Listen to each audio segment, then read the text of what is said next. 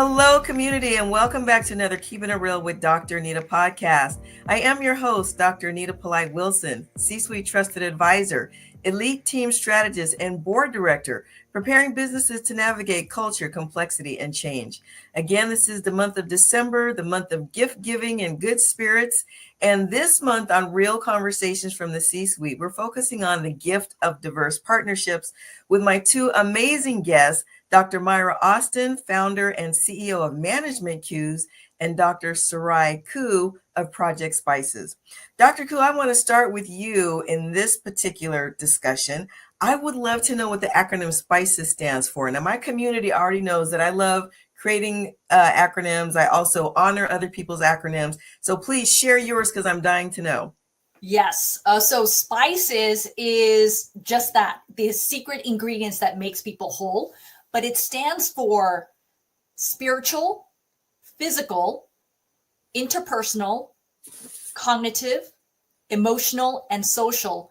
But the thing is, it's actually, if you split it, it's actually like a DNA strand. It's actually split into 12. And okay, so before you go technical. All right, spiritual, physical, interpersonal. What were the other two? Cognitive, emotional, and social. Now, did we bring all of this to the workplace? I thought I just showed up as like me. Yes. So we always bring all of ourselves, but sometimes there's a reflection of one is stronger than the other. And so SPICES is actually broken down to 12. Now, 6, if people learn about numbers and stuff, 6 equals human, but 12 means divine authority as a human. So when 12 is in synergistic balance, we are living a balanced life. And so what I teach people is I teach how the acronym works. And there's a push and pull effect when it comes to how you show up as a reflection of others. And just how, like, when you see a rainbow, the rainbow Dr. Anita sees, the rainbow that Dr. Mayra sees, and the rainbow that I see are actually different. That rainbow was just for us.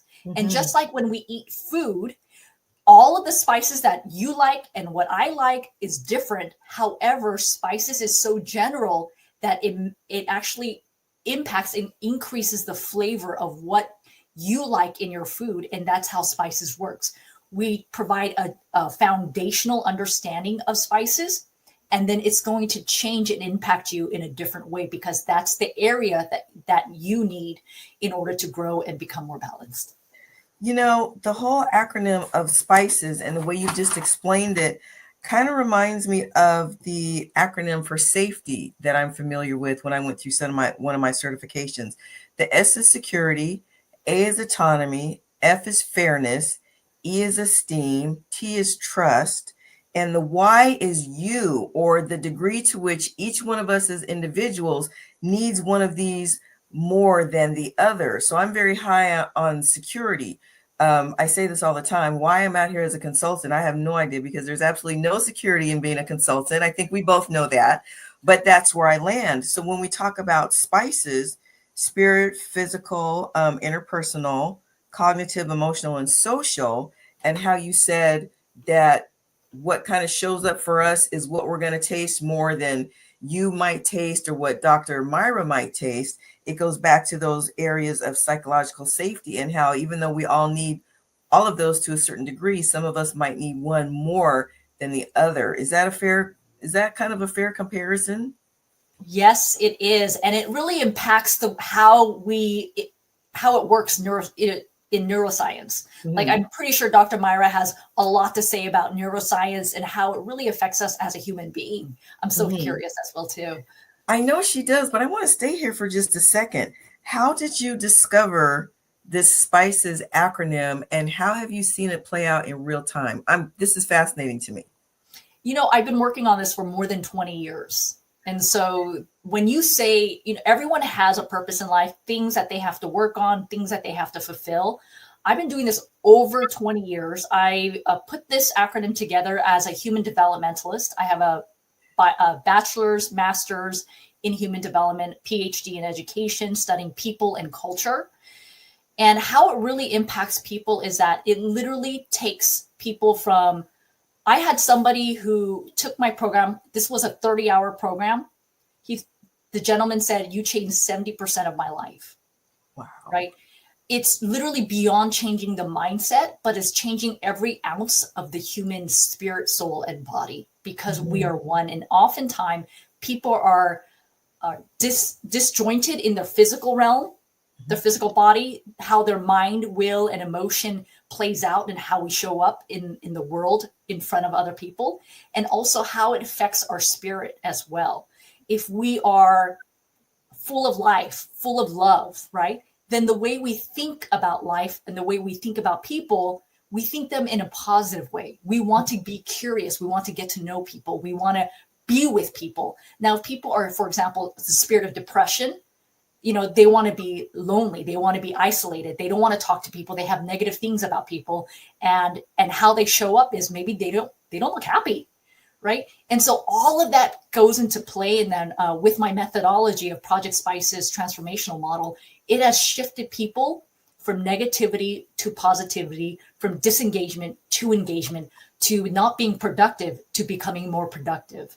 So that's how it impacts people. Even, I'll just tell you very quickly, a woman was bitter and angry and depressed for 15 years. She was working at a company.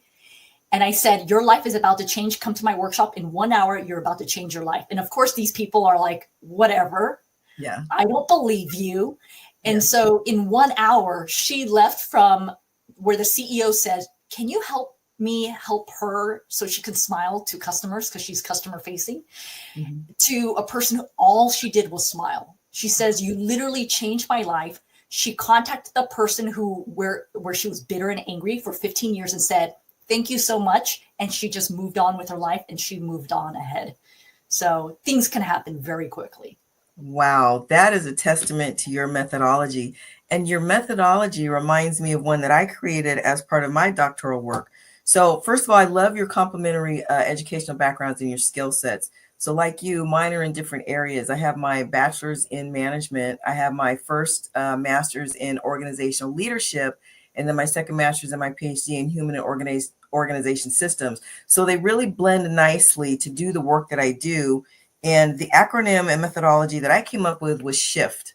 And to help people shift, it's all about a self-assessment, whether that's an actual, assessment, or if it's just sitting down and reflecting.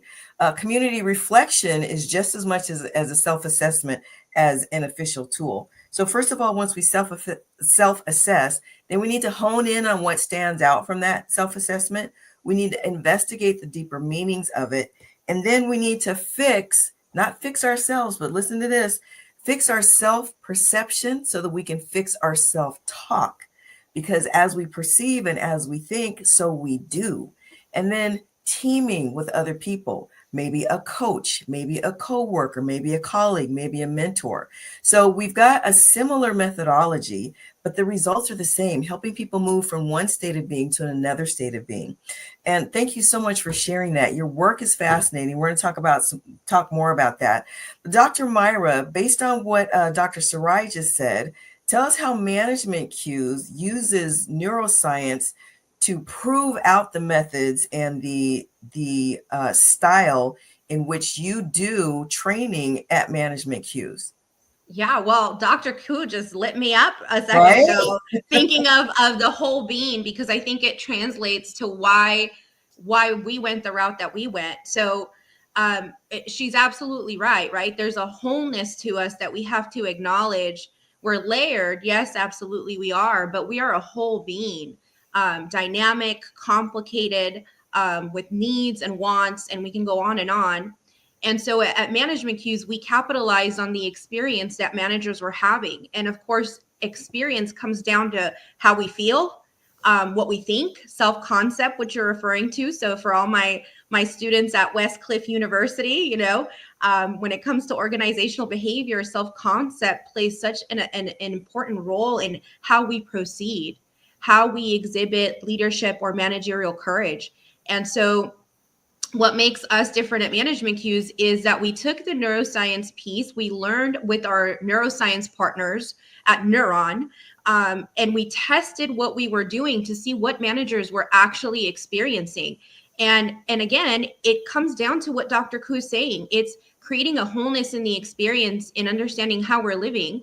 And if in the workforce we're spending 8 hours plus a day, folks, that's where we're living, right? Mm-hmm. So what we're experiencing, it absolutely matters. And so what we ended up finding was that our training actually impacted our cognitive states and their cognitive states. And so through that impact, the training that we were providing, how we were facilitating, was able to impact, decrease their stress, increase their confidence, and impact a host of different operational parameters that was able to help us prove that, yes, in fact, the experience that leaders and managers are having through interactions does, in fact, play a role in how much we can get out of people in the workforce. Community. I don't know about you, but I am leaving, man, what's the word I want to use? Just kind of awestruck. First of all, understanding that you hear people talk all the time about, we want to bring our whole selves to work. Well, what does that really look like? So Dr. Sarai helped us with spices, spiritual, physical, interpersonal, cognitive, emotional, and social, all of those aspects of ourselves. And then I shared something that I haven't talked about in a long time, which is my shift model, to help people self-assess, hone in on what stands out from that assessment, investigate the deeper meanings, fix our self-perception and our self-talk, and then always be willing and ready to team with someone, whether that's going to be a coach, like one of the three of us, whether that's going to be a colleague, a mentor, someone that you look up to. These are the things that we mean when we talk about bringing our whole self to work, and how we can be our best is what we're going to talk about in our next segment. Dr. Mayra ended us this time around talking a little bit about neuroscience and how she uses that in management cues. What we want to talk about next time is how we can use neuroscience as regular everyday folks to be the people that we want to be in terms of leadership in the workplace. I can't wait. You know, I'm always sad about our last conversation, but the last is always the best. So please come back. In the meantime, if this particular podcast was helpful to you, do me a favor, share it with your network with your own comments. This is a learning community. Although the three of us have answers, we don't have all of them. So we want to hear what you want to add to the conversation. And as always, I'm going to ask you to stay in the flow with me. Follow, like, and overshare any of my podcasts that help you reframe hot topic conversations from difficult to different. Until next time, this is Dr. Anita reminding you to stay blessed and keep it real.